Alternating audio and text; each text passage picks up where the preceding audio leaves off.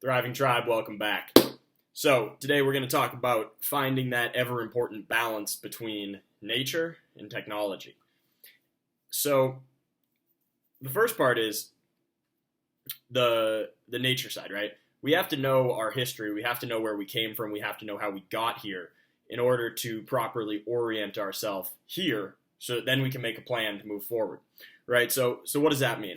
Well, in the context of health, how did humans get here? How did we live in order to get to 2020? And it's interesting because a lot of people say, well, it was always like this, right? We always lived in houses. Well, sort of.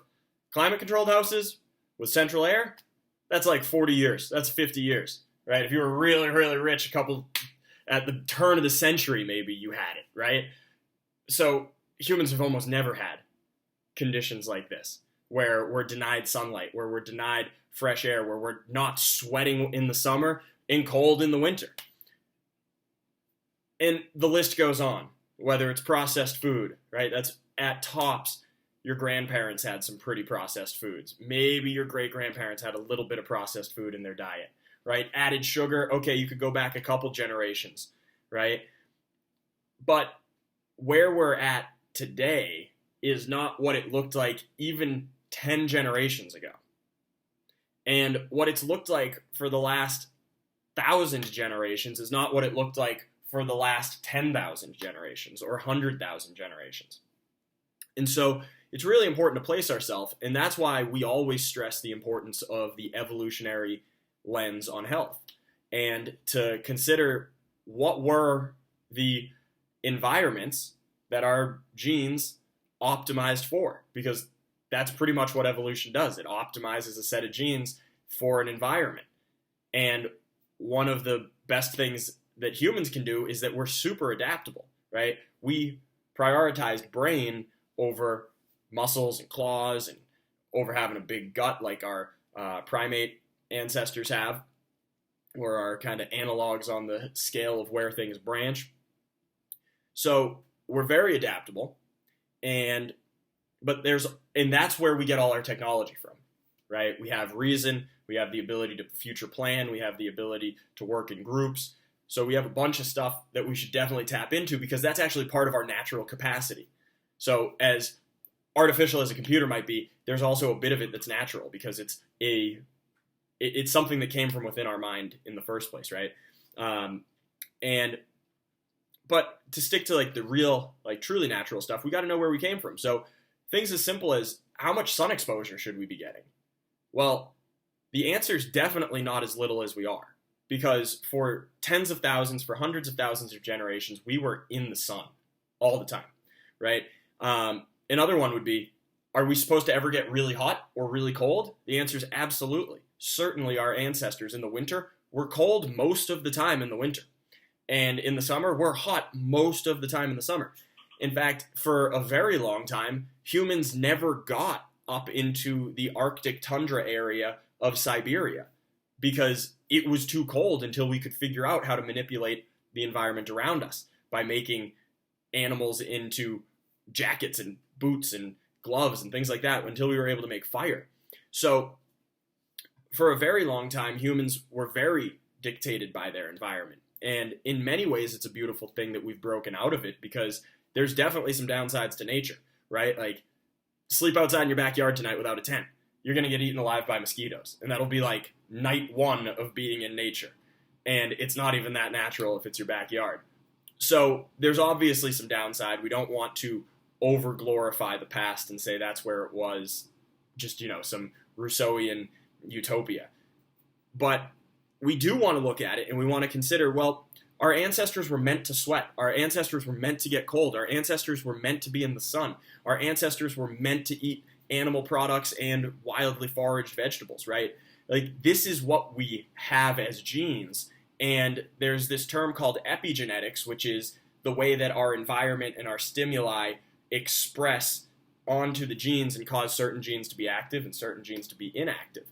And this is really the question of how are we matching what our genes were optimized for to the environment we're in now? And oftentimes there's a big mismatch. And that is where many experts believe a lot of the fundamental breakdown in human health is that in the West, most of our health issues are not an acute illness.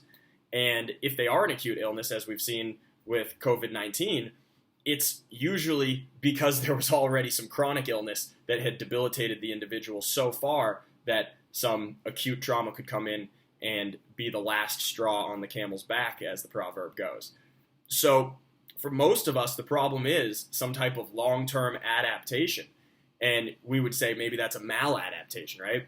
And the body has been responding to certain environmental stimuli, right? It's been expressing a certain epigenetic profile based on the way that you've lived and eaten and moved, the relationships you've cultivated, all the things you've done.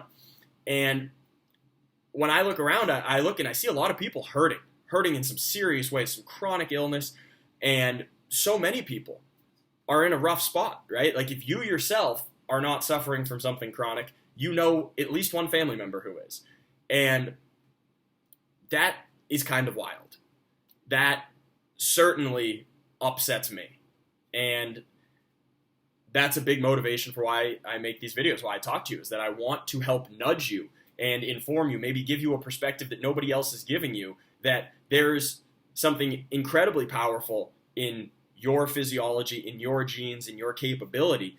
And if we can tap into that appropriately by giving it the right inputs, by giving it the right pressures that are evolutionarily based, that are intelligently researched, right? Like you can look back and you can say, what are hunter-gatherers today doing, right? What is the archaeological evidence of hunter-gatherers who lived tens of thousands of years ago? And you can start to do different things to understand the way that we're meant to be impacted by our environment and our world, right? And the way that we were meant to express within that.